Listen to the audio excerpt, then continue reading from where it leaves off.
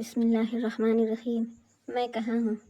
جی آپ یہاں ہیں، احمقانہ انداز میں جواب دیا گیا۔ شٹ اپ، مجھے یہاں کون لایا ہے؟ آپ کے کزن مس صاحب؟ میرا کوئی کزن نہیں ہے، وہ غرائی۔ میں معافی چاہتا ہوں، عمران ہاتھ جوڑ کر بولا۔ کس بات کی معافی؟ مجھے جب بھی کسی کے ساتھ کوئی نئی لڑکی نظر آتی ہے تو میں اسے اس کی کزن ہی سمجھتا ہوں۔ کیا بکواس ہے؟ بتاؤ مجھے یہاں کون لایا ہے؟ جی کرنل صاحب۔ کون کرنل؟ جس کا یہ مکان ہے۔ کیا نام ہے؟ کرنل نادر درانی۔ کون کرنل نادر درانی؟ یہ بتانا تو بہت دشوار ہے جناب، میں ان کے علاوہ اور کسی نادر درانی کو نہیں جانتا۔ وہ کہاں ہے؟ ڈائننگ روم میں بیٹھے رائفل چلا رہے ہیں۔ کیا بکتا ہے؟ صاحب آپ یہ بتائیے کہ میں آپ کے لیے کیا لاؤں؟ لڑکی کچھ سوچنے لگی، پھر مسکرا کر بولی، یہاں آؤ۔ جی؟ وہ متحیرانہ انداز میں آگے بڑھتا ہوا بولا، یہاں بیٹھو۔ وہ صوفے کے کنارے کی طرف کھسکتے ہوئے بولی، نہیں جناب، میں باورچی ہوں جناب۔ ہوا کرو، لڑکی نے لاپرواہی سے کہا، مجھے تو اچھے لگتے ہو۔ ارے باپ رے! عمران تھوک نکل کر پیٹ پر ہاتھ پھیرنے لگا۔ آؤ آؤ۔ عمران نے پلٹ کر خوفزدہ انداز میں دروازے کی طرف دیکھا اور پھر لڑکی کو دیکھنے لگا۔ کیوں، کیا بات ہے؟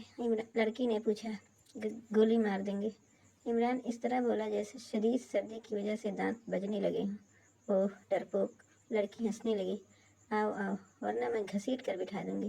ارے نہیں، خدا کے لیے رحم کیجیے مجھ پر، عمران روحاسی آواز میں بولا۔ چلو۔ اس نے اٹھ کر اس کا ہاتھ پکڑ لیا اور صوفے کے قریب گھسیٹ لائی۔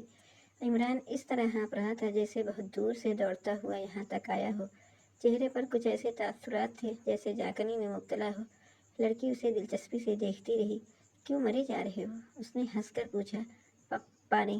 عمران منہ پھلا کر رہ گیا۔ کیا؟ پانی پانی؟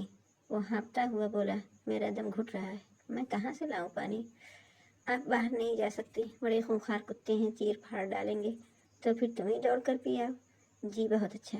عمران اٹھ کر دروازے کی طرف جھپٹا، لیکن لڑکی نے ہاتھ پکڑ لیا۔ اگر واپس نہ آئے تو؟ اس نے شرارت آمیز مسکراہٹ کے ساتھ پوچھا۔ گولی مار دیجیے گا، عمران نے ہانپتے ہوئے کہا۔ جاؤ۔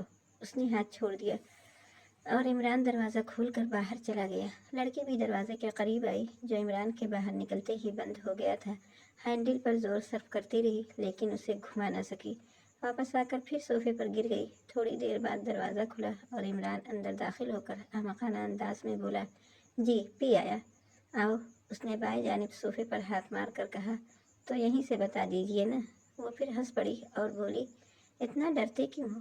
وہ پھر اٹھ کر اس کے قریب آئی، چند لمحے خاموش کھڑی اس کی آنکھوں میں دیکھتی رہی، پھر اس کے شانے پر ہاتھ رکھ کر بولی، میں اونچ نیچ کا خیال نہیں کرتی، تم اگر باورچی ہو تو اس سے کیا، میری ہی طرح آدمی ہو اور صورت سے شریف بھی معلوم ہوتے ہو۔ وہ تو ٹھیک ہے، لیکن کیا لیکن لگا رکھی ہے؟ وہ کسی قدر جھجلا کر بولی، کرنل صاحب جہنم میں جھونکو اسے، وہ آپ کے کزن ہے، بکتا ہے، میرا کوئی نہیں، زبردستی اٹھا لایا ہے۔ ارے باپ رے! تمہیں مجھ سے ہمدردی ہونی چاہیے کیونکہ میں خود کو تم سے برتر نہیں سمجھتی۔ جی ہاں، بالکل بالکل، عمران سر ہلا کر بولا۔ تو پھر مجھے اس جنجال سے بچاؤ، باہر نکال دو۔ ہاں ہو سکتا ہے، عمران کچھ سوچتا ہوا بولا۔ کرنل صاحب بھی سو رہے ہیں، بہت زیادہ نشہ کرنے کے بعد وہ ہمیشہ سو جاتے ہیں، لیکن مصیبت تو یہ ہے کہ کتے، تم تو ساتھ ہوگے؟ بالکل، لیکن وہ تو کرنل صاحب کے ساتھ آنے والوں پر بھی جھپٹ پڑتے ہیں۔ کرنل صاحب خود کتنا ہی چیخیں چلائیں، ایک نہیں سنتے۔ پچھلی رات ایک صاحبہ کی ساڑی پھاڑ ڈالی تھی۔ جی ہاں، ٹانگ پر منہ مار دیا تھا۔ تب یہ بات میری سمجھ میں آئی کہ ساڑی بڑا فائدہ مند پہناوا ہے، شلوار ہوتی تو ٹانگ ہی منہ میں آتی۔ کیوں؟ تم انہیں پہلے سے باندھا ہو۔ میں؟ عمران کے چہرے سے تحیر آمیز خوف ظاہر ہو رہا تھا۔ ہاں بھائی تم ہی۔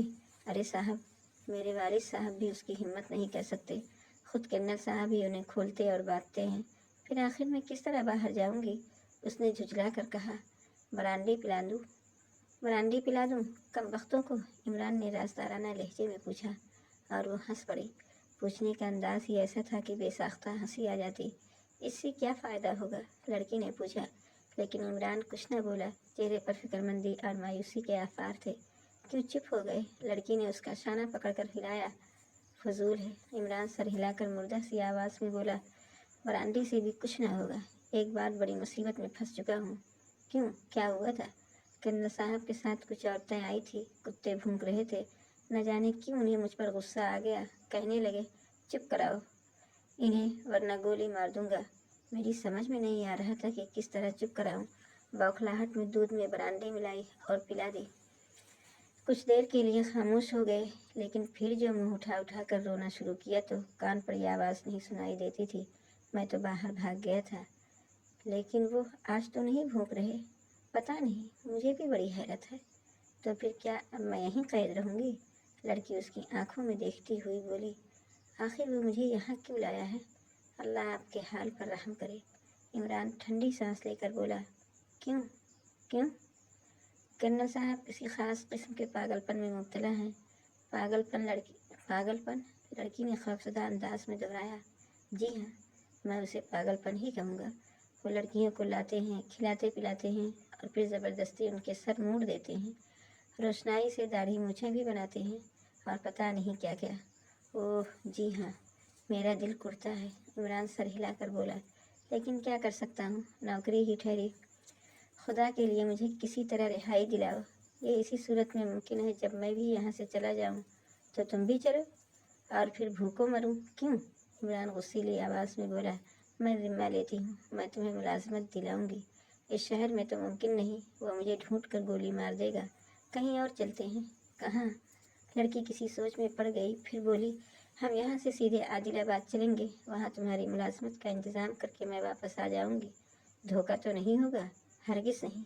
अच्छी बात है, मैं कुत्तों को बंद करने की कोशिश करूँगा। वो दरवाजे की जानिब बढ़ता हुआ बोला, फिर बाहर आकर कुछ देर खामोश खड़ा रहा। लाइब्रेरी के क्लॉक ने 2 बजाए और वो फिर साउंड प्रूफ कमरे की तरफ पलट आया।